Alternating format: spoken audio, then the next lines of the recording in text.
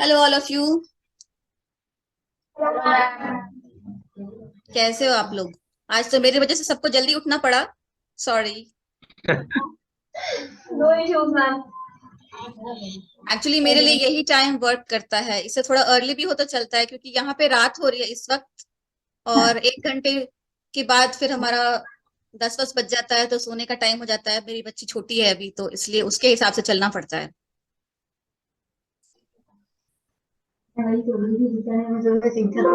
अच्छा, जब तक बाकी सब आते हैं मैं आप ही लोगों से बात कर लेती हूँ। तो आप लोगों का क्या एक्सपेक्टेशन है? आपको क्या लगता है आज आप क्या सीखने आए हैं? Environment issues. किसके बारे में बेटा? Environment issues. Environment issue. Environment की प्रॉब्लम्स के बारे में।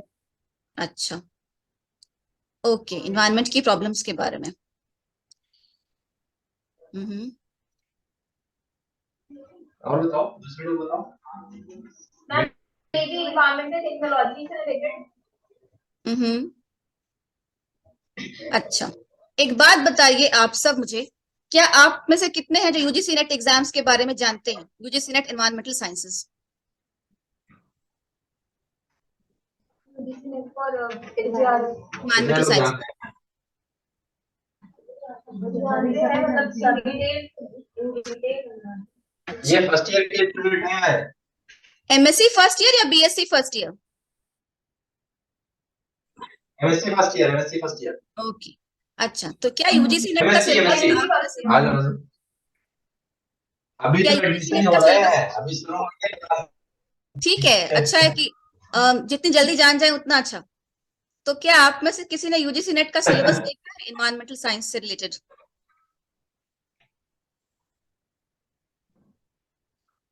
कोई बात नहीं, कोई बात नहीं, वो सब डिस्कस करेंगे आज। जल्दी अच्छा आओ जल्दी। बताइए, आप लोगों में से किसी ने इंटर्नशिप के बारे में सोचा है? Yes ma'am. क्या कह रहे हैं आप? सुनाई नहीं दे रहा। Yes ma'am. Okay, good. तो जहां भी जिसको भी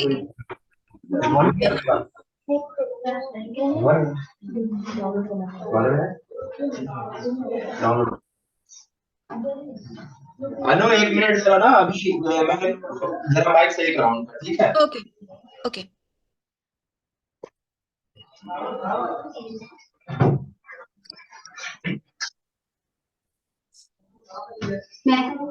यस यस, कम कम।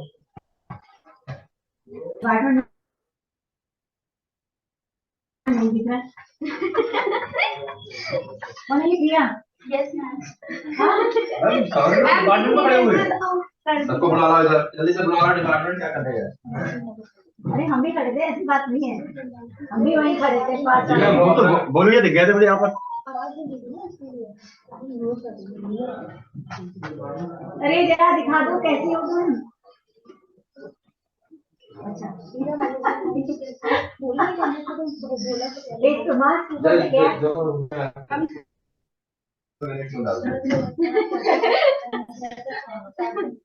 हाँ मुझे भी अभी हो रहा है, डाउनलोड हो रहा है। अरे वो डायरेक्ट करो, सब हो जाएगा। डायरेक्ट हो जाएगा, घूमना तो डाउनलोड। वो वहीं से ले लेगा ना सीधे। इट्स 7:45। सब माइक है क्या?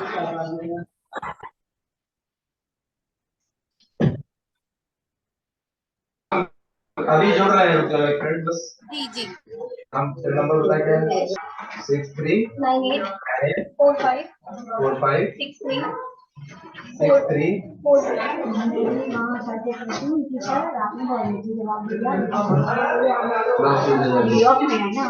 जल्दी आ जाओ बेटे, जल्दी टाइम हो गया है, बिल्कुल जल्दी आओ, उधर बैठो।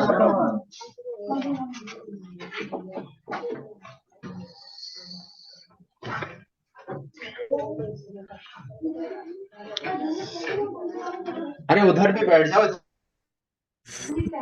ऐसे बैठिए कि मुझे आप सब दिखाई दें। Good, good. थोड़ा सा ना और ऐश्वर्या अपनी इधर मत आओ, थोड़ा उधर जाओ, तभी दिखेगा। कैमरा उधर ही लगा है ना, इधर ज्यादा खिलाया होगा तो नहीं। थोड़ा और शिफ्ट हो जाओ उधर। प्रिया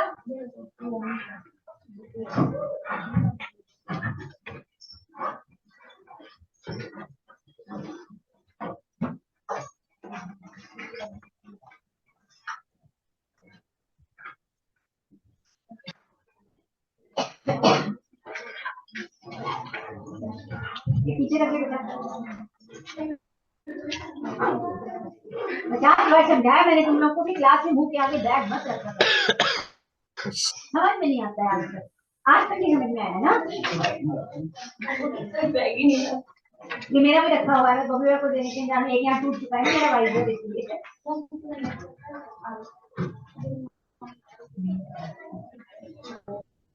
नहीं बेटा दादा मेरा 4.5 की चक्कर चल रही थी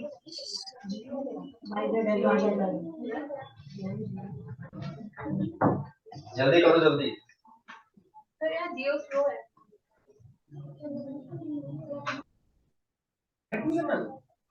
एक बंदा को कर ले बस।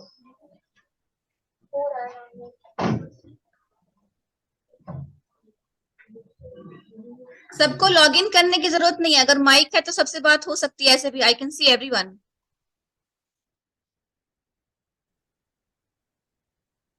सर सबको लॉगिन मत करवाइए क्योंकि फिर पार्टिसिपेंट ज्यादा होंगे तो टाइमिंग कम हो जाती है। हाँ एक्चुअली एक बंदे को लॉगिन कराऊंगा, वो माइक सही हो जाएगा, उसी से वो कर लिए गए आपस में। ठीक है सर, ठीक है, जैसा आपको वहां पे ठीक लगे।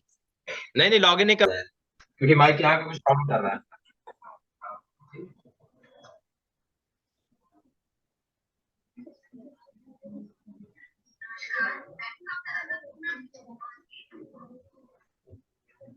चलो स्टार्ट करो।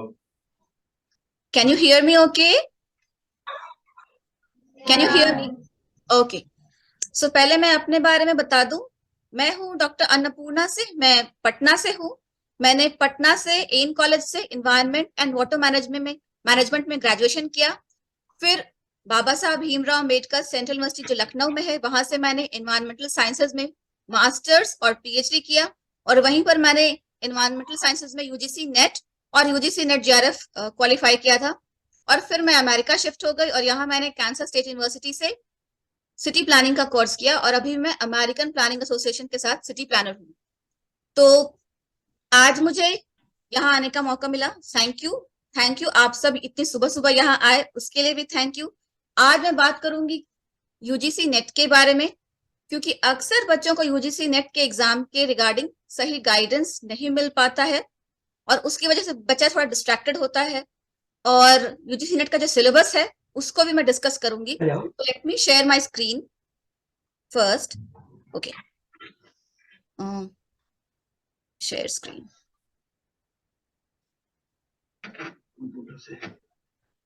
ठीक है, can you see the screen now? Okay, everything need to know about the UGC NET exam. तो पहला होता है, okay, can you hear me? Okay, okay, then quiet for a moment. So the first question is, who is eligible for the UGC NET exams? Anyone from the general category or economically weaker section whose aggregate marks till MSc first year is at least 55% is eligible for this exam. And if you belong to the reserve category, you should have an aggregate marks of at least 50% till your first year or first semester. ठीक है, इसके अलावा कौन कौन exam conduct करवाता है? तो UGC net JRF का एग्जाम जो होता है वो नेशनल टेस्टिंग एजेंसी कंडक्ट करवाती है और यूजुअली दिसंबर या जून में होता है। और कभी कभी कोविड की वजह से जैसे अभी थोड़ा सा डिस्टर्ब हो गया था साइकिल, बट यूजुअली दिसंबर या जून में होता है। और इस साल दिसंबर में एग्जाम्स कंडक्ट नहीं हो पाए, इसलिए फरवरी 21 से लेके मार्च 10 तक ये एग्जाम्स इस साल कंडक्ट किए जा रहे हैं और फिर जून में फिर होंगे। और सारे ही राज्यों में इस एग्जाम का टेस्ट सेंटर होता है और सारे स्टेट कैपिटल्स में तो जरूर होता है। ठीक है, इस एग्जाम में 2 पेपर्स होते हैं। पेपर 1 होता है जो टीचिंग और रिसर्च एप्टीट्यूड से होता है और वो सभी सब्जेक्ट्स में कॉमन होता है। जैसे बीपीएससी का या यूपीएससी का प्रीलिम्स होता है वो सबके लिए कॉमन होता है, वैसे पेपर 1 होता है वो सारे सब्जेक्ट्स के लिए होता है, उसको देना ही पड़ता है। उसमें होता है टीचिंग और रिसर्च एप्टीट्यूड। पेपर 1 में 50 मल्टीपल चॉइस क्वेश्चंस होते हैं और हर क्वेश्चन के 2 मार्क्स होते हैं और 100 नंबर का पेपर होता है। एग्जाम का ड्यूरेशन होता है 1 घंटा। पेपर 2 जो होता है वो आपके सब्जेक्ट से रिलेटेड होता है और उसमें 100 मल्टीपल चॉइस क्वेश्चंस होते हैं। हर क्वेश्चन का 2 मार्क्स होता है और टोटल मार्क्स होते हैं 200 और इस एग्जाम की ड्यूरेशन होती है 2 घंटे। पेपर 1 और पेपर 2 का एग्जाम कंटिन्यूसली होता है और टोटल एग्जाम 3 घंटे का होता है विदाउट ब्रेक। ठीक है, आगे बढ़ते हैं। नेट और जेआरएफ में क्या फर्क है? नेट का मतलब होता है national eligibility test for lectureship और इसके लिए कोई एज लिमिट नहीं है। नेट आप 60 इयर्स के हैं तो भी आप नेट का एग्जाम दे सकते हैं और नेट क्वालिफाई कर सकते हैं और आप एलिजिबल हो जाएंगे। लेकिन जेआरएफ जो जूनियर रिसर्च फेलोशिप होती है उसकी वैलिडिटी 2 इयर्स ही होती है। नेट की वैलिडिटी लाइफ टाइम होती है, जेआरएफ की वैलिडिटी 2 इयर्स ही होती है और उसके लिए एज लिमिट है। अपर एज लिमिट यूजुअली 30 इयर्स होती है और schedule caste, schedule tribe, people with disability, benchmark disability, women candidates को इस पर एज में रियायत मिलती है। जो एलएलएम के स्टूडेंट्स होते हैं लॉ वाले उनको 3 साल की एज की छूट दी जाती है और बाकी जो कैटेगरी है उनको 5 इयर्स की एज की छूट दी जाती है। मतलब अगर आप 35 इयर्स के हैं और आप शेड्यूल कास्ट, शेड्यूल ट्राइब या people with person with benchmark disability या वुमेन कैंडिडेट हैं तो भी आप जेआरएफ के एग्जाम के लिए एलिजिबल हैं। और जेआरएफ का जो कट ऑफ होता है वो हमेशा ऊपर होता है। जो ऊपर से टॉप रैंकर्स होते हैं उनको जेआरएफ मिलता है, बाकी सब नेट के लिए एलिजिबल होते हैं। ठीक है, और कई सारे सब्जेक्ट्स में जेआरएफ का एग्जाम कंडक्ट होता है। इस बार जो हुआ था लास्ट टाइम वो 83 सब्जेक्ट्स में हुआ था, बट उससे भी ज्यादा सब्जेक्ट्स में होता है। और यूजीसी नेट का फायदा ये है कि जितने भी सब्जेक्ट्स इंडिया की यूनिवर्सिटी में पढ़ाए जाते हैं including languages, Sanskrit, English, Hindi, environmental science, physics, chemistry and what not, वो सारे ही सब्जेक्ट्स में यूजीसी नेट का एग्जाम कंडक्ट होता है। तो इसका दायरा बहुत बड़ा है। ये मैंने सब्जेक्ट्स लिख रखे हैं जिसकी आपको जानने की बहुत डिटेल में जरूरत नहीं है, मैंने ऐसे लिख दिया। और यूजुअल कट ऑफ क्या होता है यूजीसी नेट जेआरएफ का? तो कट ऑफ जो है नेट का तो सेम होता है, जेआरएफ का वैरी करता है। तो जेआरएफ का जो कट ऑफ होता है यूजुअली 60% या अबव होता है अनरिजर्व्ड कैटेगरी, मतलब जनरल कैटेगरी के लिए। और जो नेट का कट ऑफ होता है वो होता है अनरिजर्व्ड कैटेगरी के लिए 40%। मतलब पेपर 1 में भी और पेपर 2 में भी आपको कम से कम 40% मार्क्स आने चाहिए। अगर आप अनरिजर्व्ड कैटेगरी में हैं तो आप नेट क्वालिफाइड हैं, और अगर आप रिजर्व कैटेगरी में हैं तो 35% मार्क्स मिनिमम आपको दोनों पेपर्स में आना चाहिए।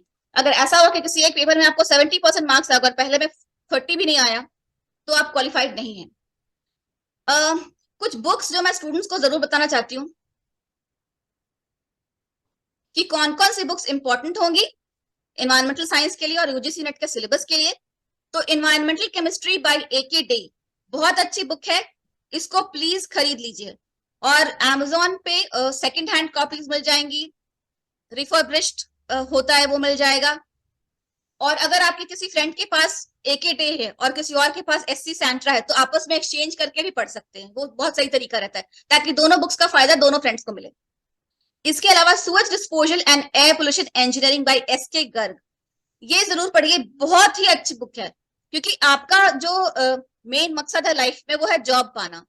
तो जॉब में जिस तरह के टॉपिक्स इंटरव्यू में पूछे जाते हैं या एंट्रेंस टेस्ट में, किसी भी जॉब के एंट्रेंस टेस्ट में जो टॉपिक्स पूछे जाते हैं उसके लिए sewage disposal and air pollution engineering by S K Garg बहुत ही अच्छी बुक है। और इसमें हर चैप्टर के पीछे में क्वेश्चन आंसर भी दिए रहते हैं, तो वो भी बहुत हेल्प करता है कॉम्पिटिटिव एग्जाम्स के प्रिपरेशन में।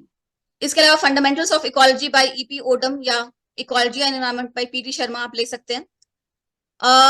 एक बायोस्टैटिस्टिक्स की पतली सी बुक आती है, मुझे उसका नाम याद नहीं आ रहा है, हमने पढ़ी थी, ब्लू कलर की पतली सी बुक आती है बायोस्टैटिस्टिक्स की। अगर आपको नाम याद है या नाम पता कर लीजिए तो वो स्टैटिस्टिक्स के लिए ले सकते हैं। और अगर आपको जीआईएस और ईआईएफ पढ़ना है तो आप मेरे थ्रू पढ़ सकते हैं। मेरे चैनल पे वो सारे वीडियोस मैंने बना रखे हैं स्टूडेंट्स के लिए, और वो चैनल हमेशा के लिए फ्री है, कोई शुल्क उसके लिए नहीं लिया जाएगा। आज नहीं, कल नहीं, कभी नहीं, मैं कोई कोचिंग इंस्टीट्यूट नहीं चलाती। It's everything from my side is free for the students for the life time. ठीक है। और यूजीसी नेट का जो एग्जाम होता है उसमें कई सारे यूनिट्स होते हैं, तो मैंने निकाल के रखा है, let me check it out. एक मिनट। तो इसमें 10 यूनिट्स होती हैं, जिसमें पहला यूनिट होता है फंडामेंटल्स ऑफ एनवायरमेंटल साइंसेस, फिर होता है एनवायरमेंटल केमिस्ट्री, फिर एनवायरमेंटल बायोलॉजी, फिर एनवायरमेंटल जियो साइंसेस, फिर एनर्जी एंड एनवायरमेंट, फिर एनवायरमेंटल पोल्यूशन एंड कंट्रोल, फिर solid and hazardous waste management, and then environmental assessment, management and legislation, then statistical approaches and modeling in environmental sciences, and finally contemporary environmental issues, मतलब current environmental issues।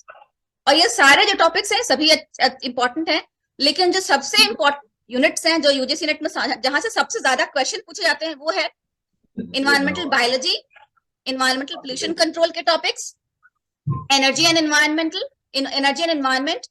Environmental geo sciences, fundamentals of environmental sciences and environmental chemistry. ये सबसे important जो 10 units हैं उनमें ये 6 unit सबसे important हैं UGC NET के लिहाज से, ठीक है।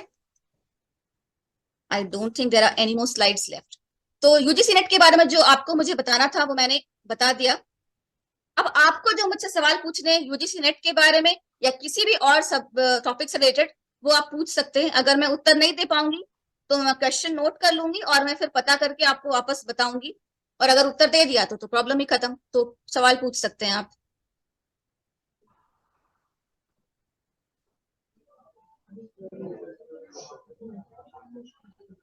आप माइक अगर है तो माइक इस्तेमाल कर लीजिए और जो भी सवाल पूछना है बेझिझक पूछे। समझे कि यहाँ जसपाल सर और आपके एचओडी नहीं है, क्षमा प्रार्थी हूँ सर, बट बच्चे आप खुल के बोलिए। बच्चों जो भी डाउट्स है ना अपने यहाँ पर कोई मैम आपको डांटनी नहीं, कुछ नहीं, आपके फायदे के लिए ही ये लेक्चर लगाया गया है कि आप अभी से सीखिए। बीएससी थर्ड ईयर में मैम हमारा बैठा है जो अभी से इस लाइन पर चलेगा तो शायद इनको ज्यादा बेनिफिट होगा। सुमित और उज्जवल है ना, जो भी आपको पूछना है आप मैम से पूछिए। मैम माई से डॉक्टर मिश्रा से फ्रॉम एनवायरमेंटल साइंस डिपार्टमेंट। मैंने भी बीएससी थर्ड ईयर में ही इस बारे में पता किया था और तब से मेरे दिमाग में था कि मुझे क्लियर करना है। तो सही, the earlier you start the better।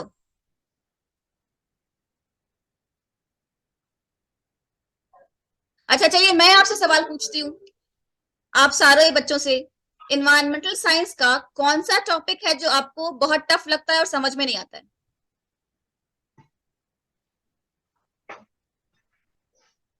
बताओ।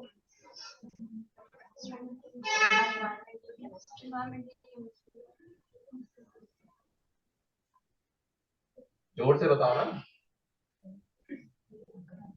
सुनाई नहीं दिया, बोलिए बोलिए।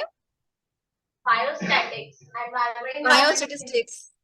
ओके ठीक है, बायोस्टैटिस्टिक्स मुझे भी बहुत टफ लगता था, आज तक टफ लगता है। तो अब आपके लिए मैं फिर से पढ़ूंगी और उसके ऊपर वीडियोस बनाऊंगी ताकि बच्चों को इजी कर सकूं। चलिए ठीक है, बायोस्टैटिस्टिक्स नोटेड। और कुछ?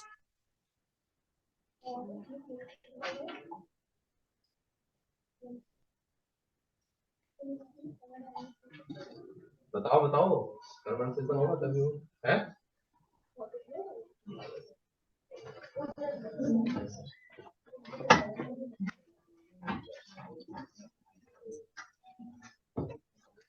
हाँ अगला टॉपिक। अच्छा चलिए मैं ही पूछती हूँ। हाँ बोलिए, कोई कुछ कह रहा था। Environmental chemistry. हाँ that's also another interesting topic, environmental chemistry, ठीक है। और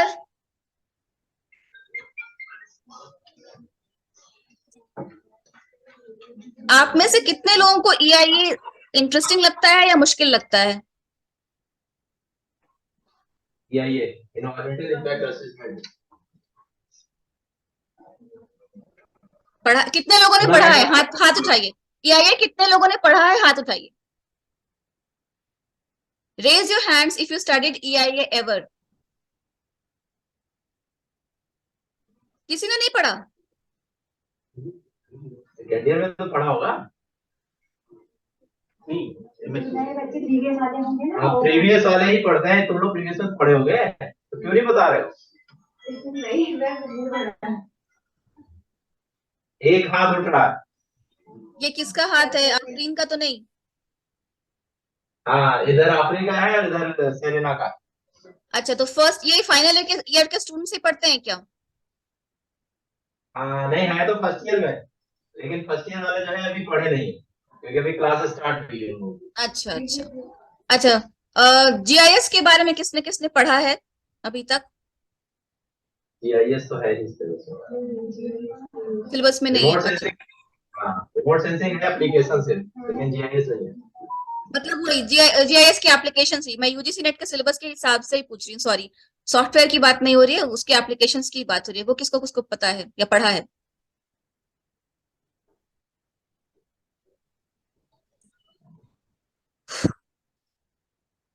ओके, कोई बात नहीं।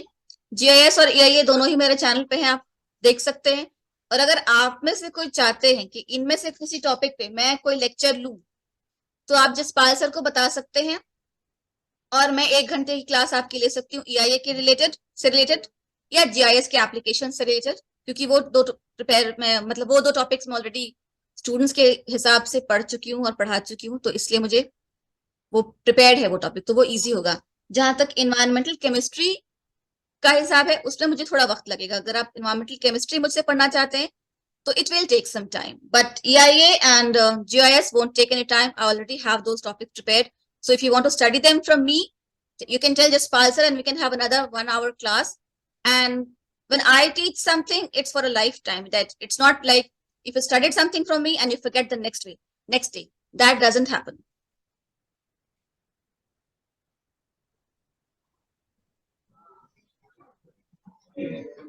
और कोई डिसर्टेशन या इंटर्नशिप से रिलेटेड कोई क्वेश्चन पूछना चाहता है तो पूछ सकते हैं।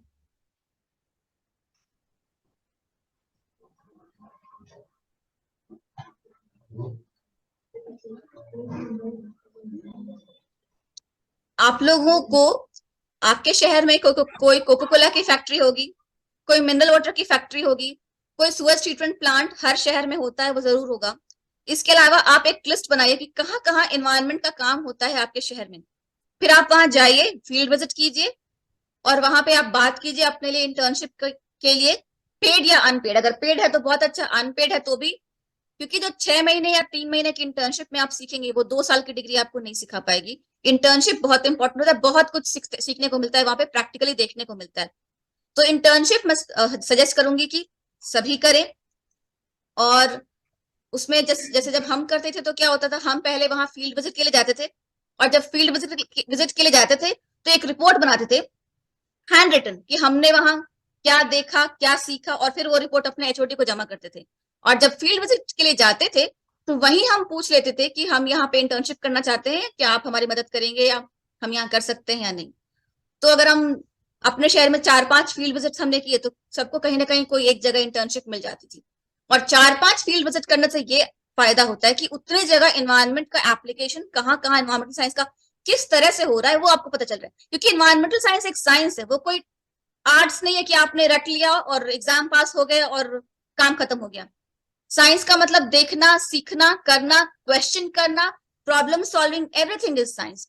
तो आपके शहर में जहां जहां भी कोई फैक्ट्री है, इंडस्ट्री है, सुवेज ट्रीटमेंट प्लांट है, वहां पर आप फील्ड विजिट जरूर करिए और वापस आके 2 पन्ने की एक हैंड रिटन रिपोर्ट बनाइए और एचओडी को या जसपाल सर को या जिसको भी देना है आप दीजिए। इससे आपकी नॉलेज बढ़ेगी, आप जो भी कर रहे हैं यहाँ पे अपनी नॉलेज बढ़ाने के लिए। क्योंकि यूनिवर्सिटी 2 साल में आपको डिग्री देगी और बाहर, उसके बाद आपको जॉब मिली या नहीं मिली ये आपका लुकआउट होगा, यूनिवर्सिटी का नहीं, और यूनिवर्सिटी की कोई जिम्मेदारी नहीं है, तो ये आप ही को करना होगा। तो एक ये काम कीजिए, इंटर्नशिप मिल जाती है तो बहुत अच्छा। इसके अलावा अगर आप यूजीसी नेट में इंटरेस्टेड हैं, यूजीसी नेट की बात मैंने क्यों की, क्योंकि यूजीसी नेट में सिर्फ लेक्चरशिप के लिए एलिजिबिलिटी नहीं होती है।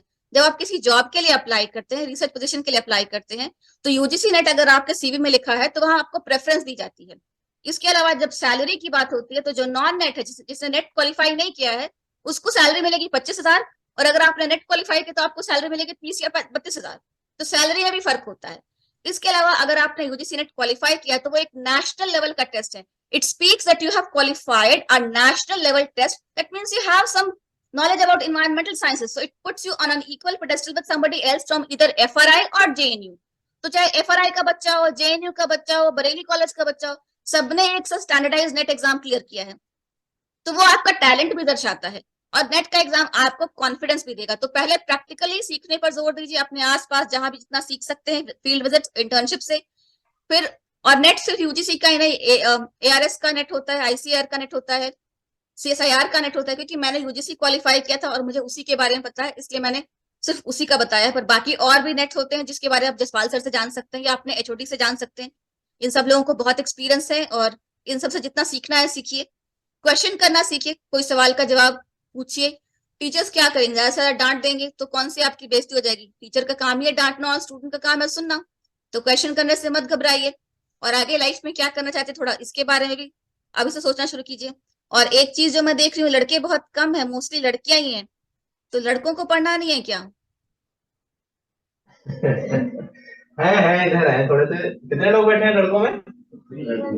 3 लोग। ज्यादातर लड़कियां ही पढ़ रही है, एडमिशन होते नहीं है लड़कों का। लड़कों को देर से समझ में आता है। Anyways, ठीक है, मैंने नोट कर लिया है बायो स्टेटिस्टिक्स और इन्वायरमेंटल केमिस्ट्री, और मेरे पास जो बोलने के लिए था मैंने बोल दिया है। अगर कोई नेट की प्रिपरेशन करना चाहते हैं तो मैं आपको बस 1 सेकंड कुछ दिखाना चाहती हूँ। तो सॉरी, ये मेरा चैनल है जो फ्री है स्टूडेंट्स के लिए, कोई कोचिंग इंस्टीट्यूट नहीं है, it's an absolutely free channel. और यहाँ पे UGC नेट से रिलेटेड जो भी आपको मटेरियल चाहिए वो सब यहाँ पर है, और ये फ्री। और अगर आप कोई कॉम्पिटिटिव एग्जाम की तैयारी कर रहे हैं तो उसके लिए भी है, और ये टेस्ट सीरीज है जो सब कुछ फ्री है। तो आप इस चैनल को देख सकते हैं, जसपाल सर इसके बारे में जानते हैं, उनके पास लिंक है। सो जस्ट मैंने आपको इन्फॉर्मेशन दे दी, और जो भी आपको टॉपिक जो मुश्किल लगता है वो तो मैंने लिख ही लिया है, तो उस पर तो मैं वीडियोस बनाऊंगी आगे, क्योंकि मुझे पता है कि ये एक बच्चे की प्रॉब्लम नहीं है, ये सब टॉपिक्स अगर एक बच्चे को मुश्किल लग रहा है शायद और बच्चों को मुश्किल लगते हो। ओके, मीटिंग 10 मिनट्स में खत्म होने वाली है। I just see if I can upgrade it. तो अब आपको कुछ बोलना है या हम मीटिंग खत्म करें? मैडम आपको धन्यवाद। मैं डॉक्टर AP सिंह। और प्रणाम सर, मैं बहुत बहुत धन्यवाद आपको कि आपने मुझे आने का मौका दिया। हम थोड़ा लेट हो गए, लेकिन जो है बच्चों को आपने जो है दिया एक्सपोजर चाहिए इस लेवल पे। नॉलेज और एक्सपोजर 2 चीजें होती हैं। ये छोटा सा है, एक्सपोजर नहीं है। तो ज्यादातर अगर कभी आगे जो है तो इनके कैरियर और एक्सपोजर की बात करिएगा जी। पढ़ के नंबर सब ला लेते हैं, ठीक है ना। किसी का नंबर यहाँ 70, 75, 74, 73, 78, 80 है, लेकिन एक्सपोजर नहीं है। और दूसरी बात यह है कि इस कॉलेज में, बरेली कॉलेज के विषय में परफेक्ट मैं बता दूं तो यहाँ 70% लड़कियां ही हैं। ओके, ठीक है। तीसरी बात यह है कि एक्सपोजर इनको चाहिए, और ये क्योंकि लड़कियां हैं, ये शहर से इनके गार्जियन भेजते नहीं है, तो इनको हमारी जब इंडिविजुअल बात होती है तो मैं यही कहता हूँ कि जब तक शहर से बाहर नहीं निकलोगे, डेवलपमेंट के लिए जो है माइग्रेशन जरूरी होता है। तो अगर ये नॉलेज है, नंबर है, सब कुछ है, एक्सपोजर और माइग्रेशन, जो है एक्सपोजर होगा तभी माइग्रेशन होगा। तो कभी भी बात हो तो आप इस पे, क्योंकि आप लोग इस पे करते रहते हो, क्योंकि हम लोग तो करते हैं तो हम लोग की बात समझ में नहीं आती। जैसे मैं अपने औलाद को अगर मैं कुछ सिखाना चाहूँ तो उसको समझ में नहीं आएगा। अभी जसपाल और निष्ठा मैडम कर दें तो वो ज्यादा आजकल बच्चों को समझ में आती है, पेरेंट्स की बात नहीं समझ में आती। तो हम अगर कुछ बताएंगे तो इनको नहीं समझ में आएगा। तो इनके जो है कैरियर के लिए ही सब्जेक्ट का नॉलेज हमारे इस लेवल पे जो है, मैं कहता हूँ आफ्टर ग्रेजुएशन सब्जेक्ट का नॉलेज सब पढ़ लेते हैं, सब पास हो जाते हैं। लेकिन एक्सपोजर और माइग्रेशन, लड़कियों का स्पेशली माइग्रेशन, क्योंकि बिना माइग्रेशन के डेवलपमेंट नहीं होता। तो यही है। आपको बहुत बहुत धन्यवाद मैडम, आपने हमारे बच्चों को आपने किया। और फेलोशिप के बारे में जरूर बताना, क्योंकि इन्होंने बताया ये टर्की फेलोशिप भी मिली हुई है इनको जब MSc में था, और काफी फेलोशिप इनको 3 छोड़ दी इन्होंने। कहाँ से स्पॉन्सरशिप मिल सकती है, ये भी थोड़ा सा एक इंडियन गवर्नमेंट का कोलैबोरेशन 3 देशों से इन्वायरमेंट को लेकर के है, क्योंकि हमारा एक्सपोजर इसमें नहीं है, टू वेरी फ्रैंक। तो अगर आपका है तो हमारे बच्चों को जो है ये सब बताइए। सर आप जो बात कह रहे हैं वो मैं पूरी तरह से समझ रही हूँ। जब मैंने ग्रेजुएशन किया था तो मैं अपने पेरेंट्स के साथ ही रहती थी। पटना बरेली से कुछ ज्यादा एडवांस्ड नहीं रहा होगा तब, आई थिंक वैसा ही है शायद पटना। पटना किसी जमाने में जब तक बिहार का बंटवारा नहीं हुआ था तो पटना का फैशन जो है, हिंदुस्तान में अगर कहीं फैशन आता था तो पटना में आता था। इतना पैसा पटना में था। वो तो जब जो है धनबाद कोलफील्ड उधर चला गया, सब जब चीजें पैसे वाला सब उधर चला गया दूसरे स्टेट में, झारखंड में, तो पटना टूट गया। नहीं, पटना बहुत हिंदुस्तान का बॉम्बे से ज्यादा एडवांस शहर था फैशन के मामले में और एडवांसमेंट के मामले में। तो मेरी रिलेशन है, मैं जानता हूँ पटना बहुत बेहतर का शहर नहीं था। आफ्टर डिवीजन पटना का जो है बुरा हाल हो गया। हाँ बोलिए। पर मेरे पेरेंट्स का भी यही था कि लड़की है, बाहर भेजना सेफ है या नहीं। तो जब मैं ग्रेजुएशन में थी तो मैं जो मेरे शहर में जो रिसोर्सेज थे, जहां जहां भी इन्वायरमेंट का काम होता था, मैं वहीं फील्ड विजिट करती थी और वहीं से सीखती थी। इसलिए मैंने इन बच्चों को भी यही बताया कि आपके शहर में इन्वायरमेंट, कोई मिनरल वाटर की फैक्ट्री हो गई, कोई कोको कोला हो गया, हर शहर में एक सुएज ट्रीटमेंट प्लांट भी जरूर होता है, कहीं ना कहीं होगा, छोटा सा ही होगा, कुछ होगा। इसके अलावा और जो सरकारी ऑफिस जहाँ इन्वायरमेंट का काम होता है, वहां विजिट करें और वहां आपने क्या देखा और क्या सीखा, ये 2 पन्ने की रिपोर्ट हैंड रिटन, हाथ से लिख के अपने एचओडी को सबमिट कर। क्योंकि हमने यही किया था पटना में। हमारे एचओडी थे प्रोफेसर AK घोष, उनको काफी लोग जानते हैं, तो उन्होंने हमें सिखाया था, तो खुद ही हम सीखते थे ऐसे। और फिर मास्टर्स के लिए मैं लखनऊ आई थी। और आंवला में वो आई एम सॉरी।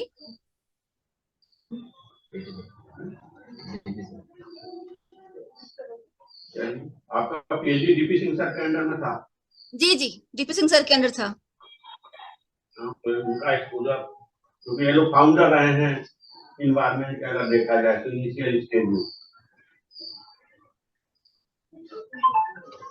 चलिए धन्यवाद। आप कुछ आप लोगों को डिस्कशन करना है, नेक्स्ट टाइम आप लोग अपना क्वेरी बना के क्वेश्चन नहीं पढ़ने से पूछिए।